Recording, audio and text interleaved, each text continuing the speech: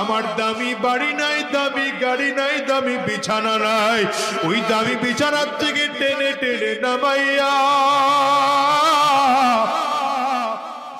নিচে চাটাই বিছাইয়া শোয়া দিবে।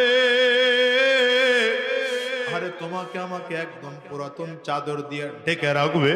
সন্তান এসে চিৎকার করে আব্বা আব্বা বলে ডাকবে, ডাকের সাড়া দিতে পারবো না। পর্দার আড়ালের মা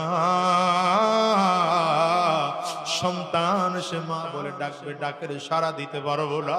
ওই কলিজার টুকরা সন্তান ওখানে বসে চিল্লায় আর বলে আব্বু জবান খোলো, জবান খুলে না। আব্বু জবাব দেওয়ার মতো শক্তি নাই। চলিয়ে যাবে বাজার থেকে কাফনের কাপড় কিনে আনার জন্য, একদল লোক চলিয়ে যাবে সাবান কিনে আনার জন্য, একদল লোক চলিয়ে যাবে বাঁশ কিনে আনার জন্য।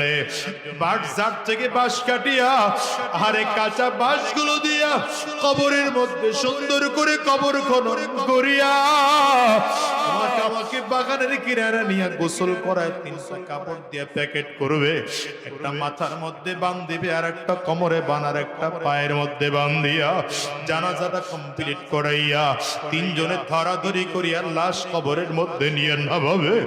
ওরে দুনিয়ার যুবক, যদি চোখে পানি না আসে কান্নার বান্দরে মালিকের কাছে মাপ চাও। আরে কবরের মধ্যে লাশটা যখন নামাবে, পায়ের বান খুলে, মাথার বান খুলে, মাজার বান খুলে দেবে। দুনিয়ার যুবকেরা একটা একটা করে বাঁশ বিছায় চাটাই দিতে আরম্ভ করবে। মাটির চাকাগুলো